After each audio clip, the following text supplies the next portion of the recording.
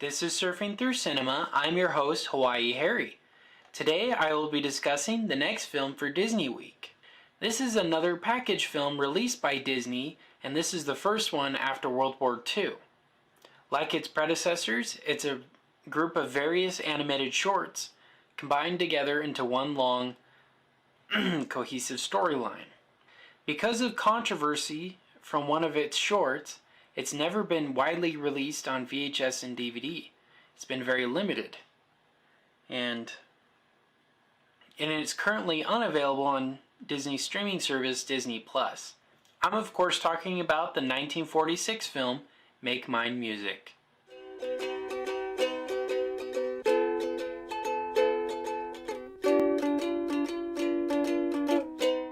Alright, so some technical details about Make Mine Music. It was released on Laserdisc and VHD in Japan, and it was also released on DVD and VHS in the United States. But other than that, it has been a very limited film.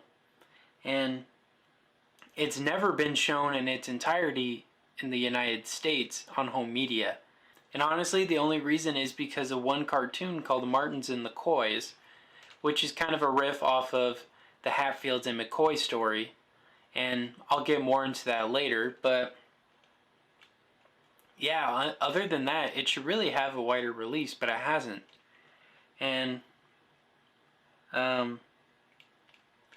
unlike Song of the South, which is a pretty controversial film for its positive interpretation of slavery, this film doesn't have any specific reason for why it's not on Disney+. And it's not available digitally anywhere either. You can only buy it on DVD or VHS. And if you have a VHD player, VHD, but like other than that, you can't really see this movie. And it's very strange, the reasoning behind it, because there's no direct reason. You know, they have a couple of reasons, but to me there are far worse things that they've done that they have released. So it's kind of confusing and a little strange, the whole dynamic behind why it's not available. And honestly, that story of it is a little bit more interesting than the actual movie is. And another technical detail, just like its other counterparts during the 1950s, the film was split up into its different segments and just shown as short TV specials on the various Disney channels and Disney programs. So for a long time, people only saw Make Mine Music not in its entirety as a movie, but rather as short segments. And yeah, so that's why not a lot of people know about it, because many think it was just those shorts, and not that it was a full feature, but it in fact was. Alright.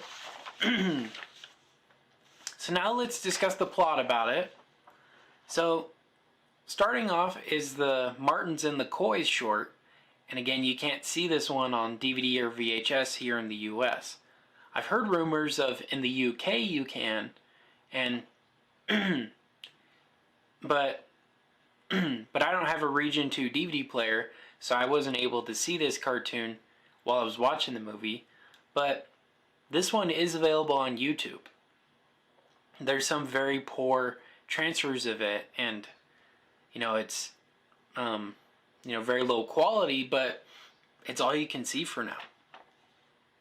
So long story short, the plot of this is there are two families fighting against each other, the Martins and the Coys, and this is kind of during the late 1800s, where people are living on the frontier, and eventually both families get into such a ruckus that every single one of them dies except for one member on both sides, and one's a boy and one's a girl. And so those are the last of the Martins and the Coys that are going to fight against each other, and but they end up falling in love, and then they get married, and it kind of has a nice ending, because you're like, oh, it's kind of like a reverse of Romeo and Juliet, where the families are united because of the two lovers from the opposing sides.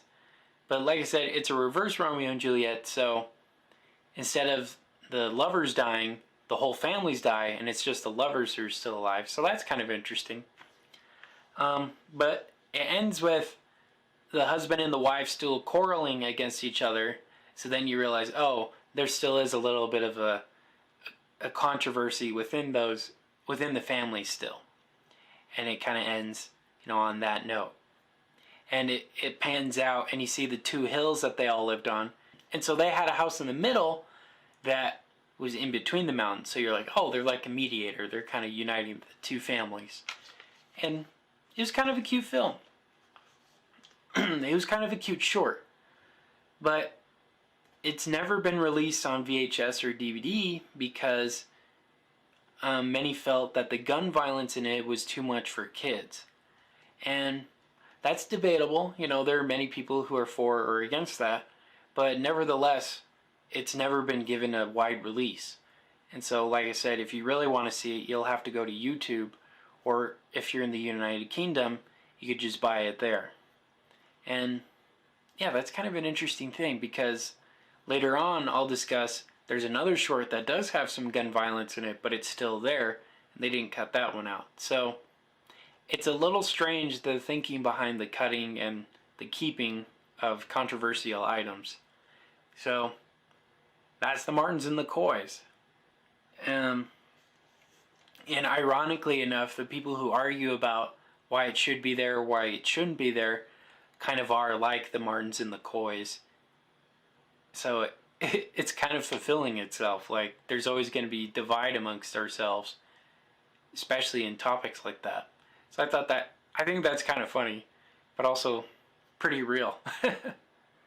Alright. The second short is called Blue Bayou, and this one is about two egret birds just flying around this swamp, or this bayou, I should say. And it's done to the tune of a song that's called Blue Bayou. And interestingly enough about this short, it was originally intended for Fantasia, and it was going to have the song Clair de Lune, which is a very famous classical piece. But whether it was budget constraints or just for lack of time, that segment was cut out. And they decided to put it in this one as kind of like a transitionary between, the craziness of the Martins and the Coys, and then the craziness of the third animated short. So it's kind of a nice, chill piece. Very, very nice music. Nothing too spectacular with the art. It's standard Disney animation. And the song's okay too, but yeah, it's just a nice little song to listen to. Now the third segment's called All the Cats Join In, and this is and in this one, a young boy asks a girl to come to a dance with him, and we see her getting ready, and then she runs out the door to meet him at a big club where there's a bunch of teenagers dancing around to some jazz music.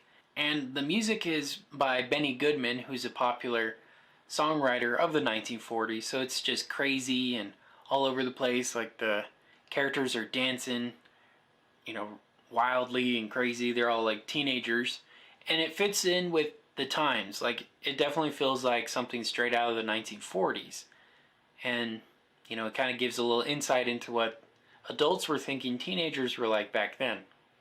And the more and more I look into classical Hollywood, the more I realize for a while teenagers were kind of looked down upon and kind of frowned upon.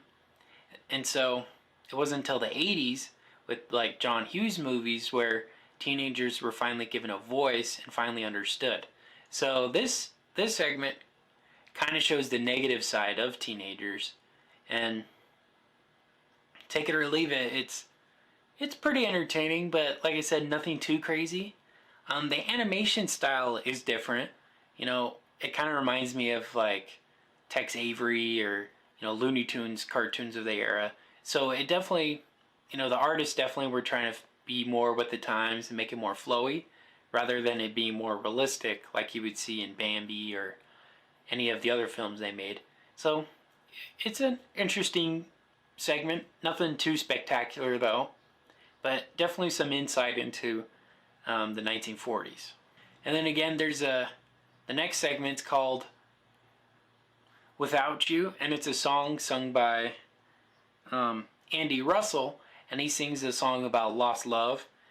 There's no characters or anything in it. You just see a window pane, and there's like water dripping down and kind of making interesting swirls and shapes to kind of go along with the melody of the music.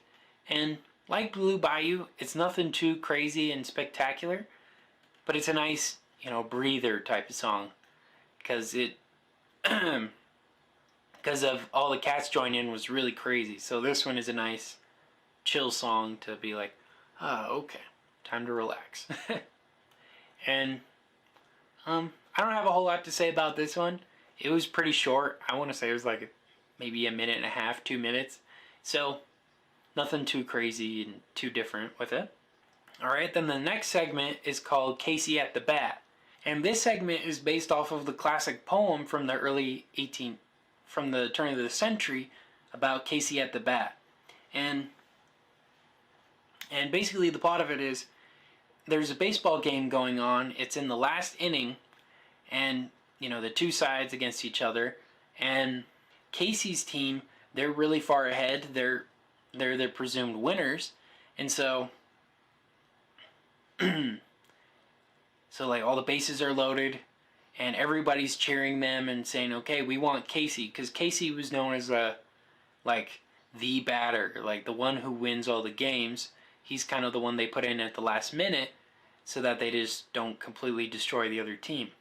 But Casey is really full of himself and very prideful, and he ends up getting struck out. And so, it totally devastates the team, and then they end up losing because he never builds up his confidence again. And it's a really good story because, just because you're good at something doesn't mean you shouldn't, put in effort or hard work. Otherwise, you can embarrass yourself like Casey did, lose a game or lose a contact or lose a job, So I think it's a good story for teaching kids, what pride can do. And I really like it for that. Animation-wise, nothing too spectacular. The majority of this film is just basic, average Disney animation of the time.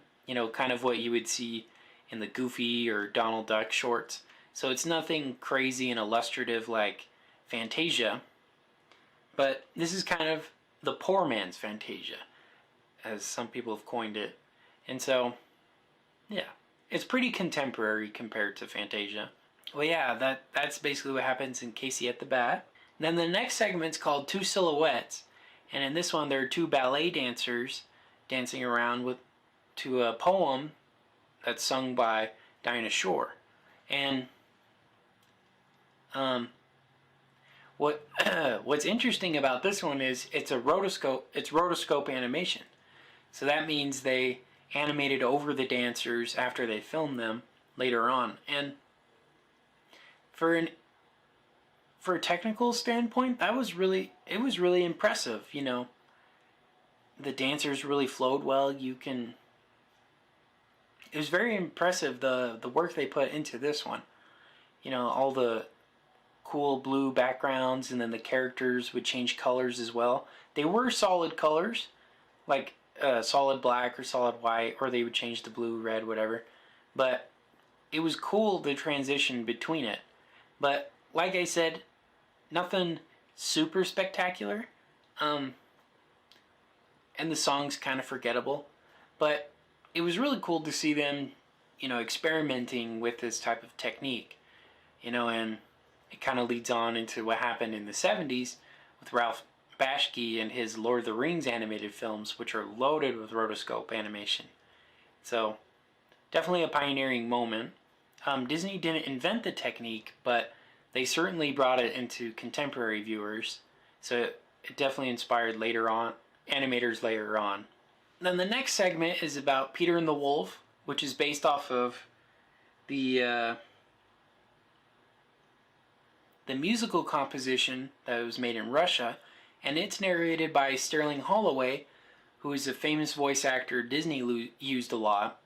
He was the voice of the stork in Dumbo, and he was also the voice of Winnie the Pooh.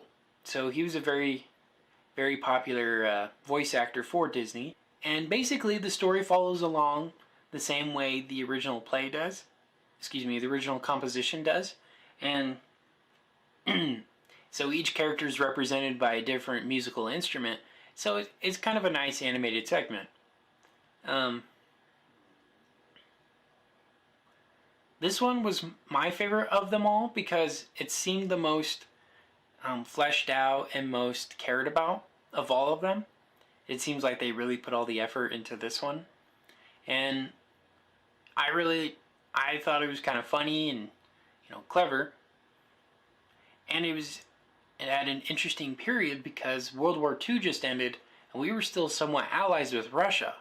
But it wasn't long after this movie that we started the tensions that would lead to the Cold War. And that would lead to the tensions we had during the 50s through the 90s of the Cold War. And so it's interesting to see the positivity of Russia right before this insane period of time. Alright, so that's the Peter and the Wolf segment. And then the next one is called After You're Gone. And in this one there are 6 instruments that are walking around like people, and they're accompanied by there's background music going on, and they're moving around the different notes, the different chords, kind of following the sound of the background, and there's like musical movements and motions from the music. And this is an interesting piece. It kind of reminds me of in Fantasia. There was the very beginning segment when the musicians were practicing their music, and you could see like the violins in the clouds and the drums on the ground. It kind of reminded me of that segment. But again, nothing too spectacular, and it was pretty forgettable. I think this is my least favorite of all of the segments. The next one is called Johnny Fedora and Alice Bluebonnet, and this whole segment is sung by the Andrews Sisters, who are a popular group of singers during the 1940s. And basically it's the story of 2 hats that have fallen in love with each other, but the girl hat, Alice, she gets bought, and then Johnny Fedora, he's pretty depressed until he's purchased, and then he's trying to look around and see if he can find Alice, and he gets transferred through different hands, and but eventually he does meet up with her again by chance, and then they're brought together again, and it's kind of a happy ending. And this one was kind of interesting. I didn't really care for it. I think it went on a little too long. But this is the other segment that did have gun violence in it. Johnny is on top of a homeless man's head, and he's inside a bar, and there's a huge bar fight going out, and they're all shooting guns at each other. And personally, it didn't bother me, but it's interesting how that segment, that exact part of it, was still in it, even though they cut out the entirety of the Martins and the Coys. My thinking is maybe because they wanted to still keep on beat with the music, because the whole thing was narrated and sung, so I guess it would make sense that they wouldn't be able to cut that out. So it's interesting. Alright. And then the last animated segment is called The Whale Who Wanted to Sing at the Met. And in this one, there's a musical whale who's discovered. He has the ability to sing in 3 different octaves. And so there's an impresario named Teti Tati who tries to find him because he thinks that an actual opera singer was swallowed by the whale, not that the whale could actually sing.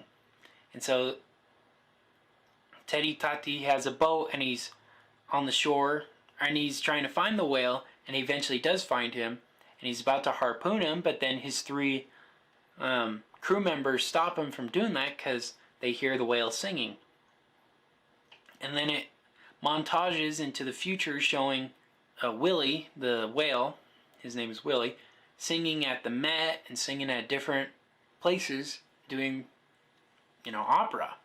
He's got a very beautiful voice, very talented, and it's kind of humorous because he takes up 90% of the whole stage in the room, that matter, and every time he leans over to bow down at the end of it, he's about to hit people. So it's kind of humorous seeing a really big whale singing. And then he's wearing different costumes in each of them. There's one part where he's singing with a woman, and every time he sings his part, he's knocking her down because, he's got a very powerful, booming voice, and it, shudders the whole room. It's pretty humorous. But then reality sets in, and as he's singing his last song, he gets hit by a harpoon, and you realize the whole thing was just a dream of Willie's, and then he dies. But the narrator, his name is, who is Nelson Eddy, a famous singer from this time, and he sang the different parts of it. It was rather impressive, actually. He says Willie has gone to heaven, and now he's singing at a big concert up there. And so it kind of has a happy ending, but it's definitely not, a super happy ending. So that's the plot for Make My Music. I'm going to go on a break real quick, but first, here's a message from our sponsor. This podcast is brought to you by Anchor. If you haven't heard about Anchor, it's the easiest way to make a podcast. Here's how. It's totally free. There are tools that allow you to record and edit your podcast from your computer and even your cell phone. But that's not all. Anchor distributes your podcast for you so it can be heard on Spotify, Apple Podcasts, and many, many more. You could even make money from your podcast with no minimum listenership. Anchor is everything you need to make a complete podcast all in one small place. So go on and download the Anchor app or go to anchor.fm to get started today. Okay, so we're back from our break.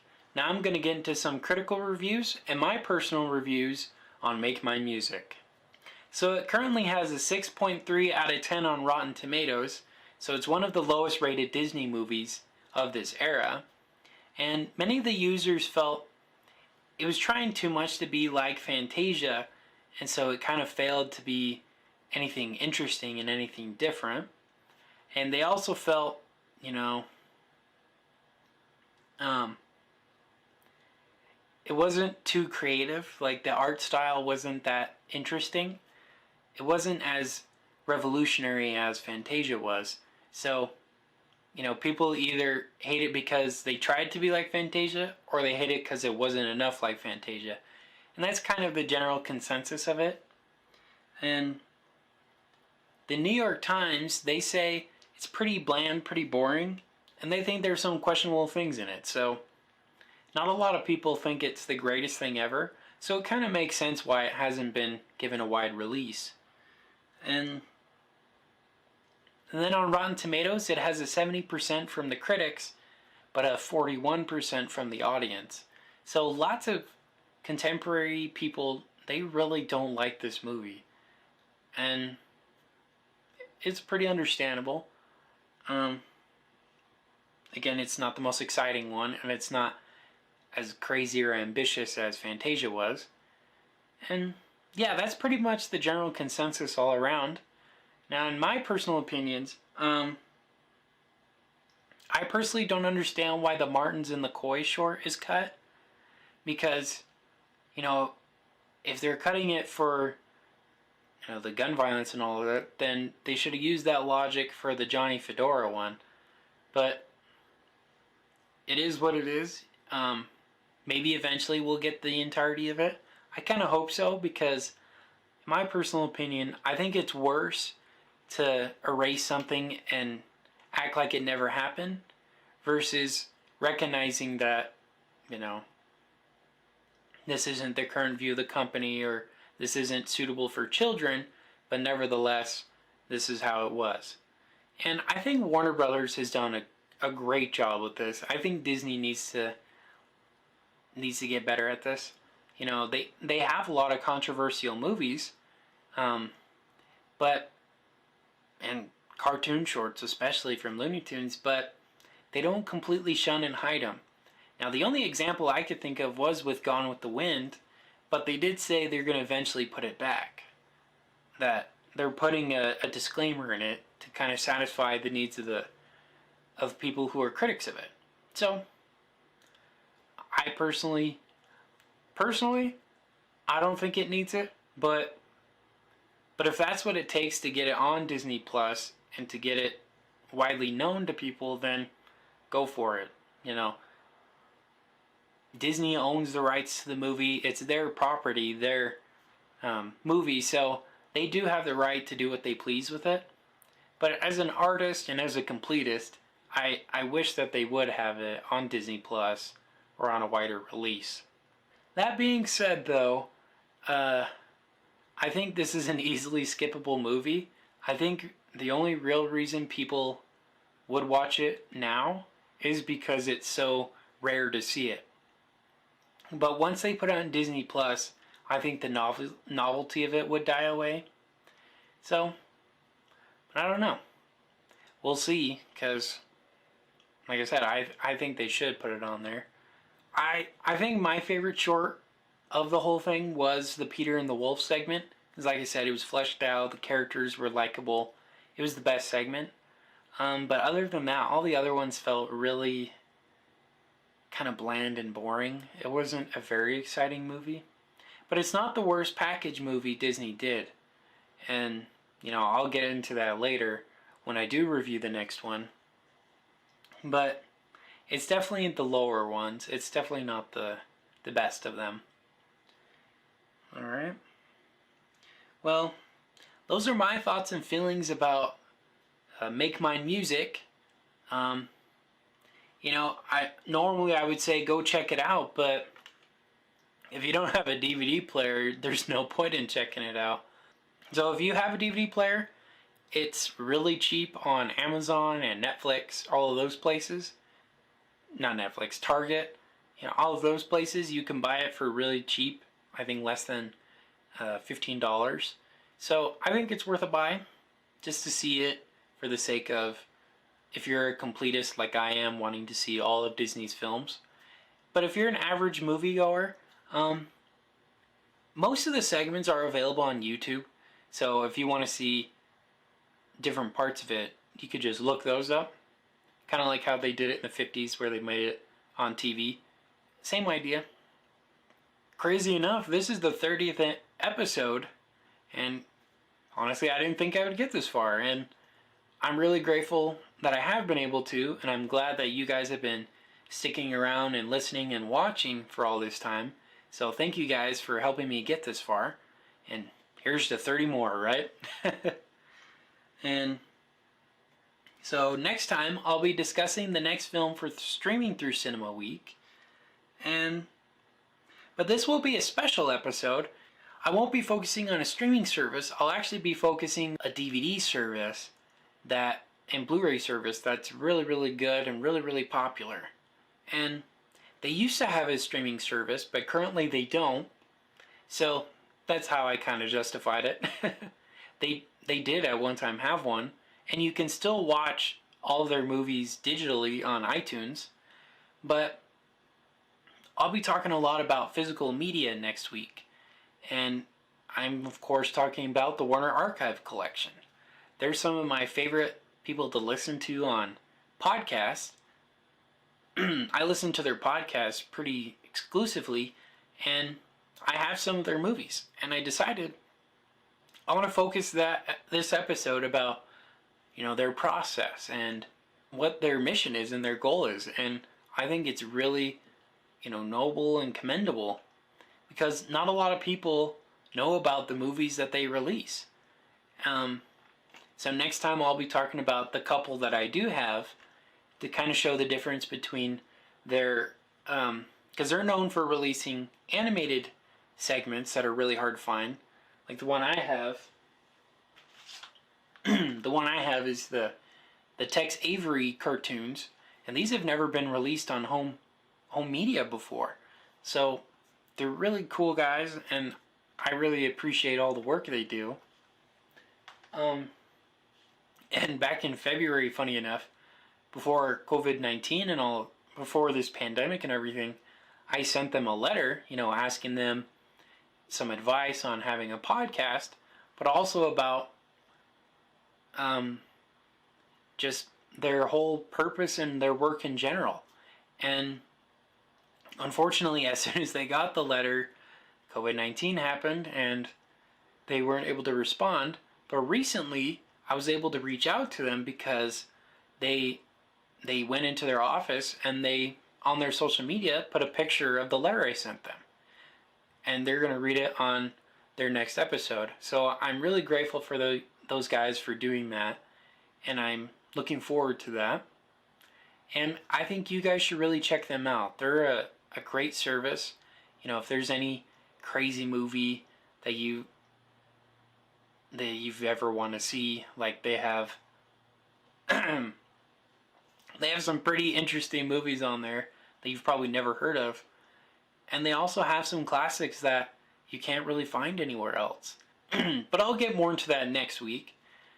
And but yeah, that's the show for today. And until next time, this has been Surfing Through Cinema with Hawaii Harry. Take care.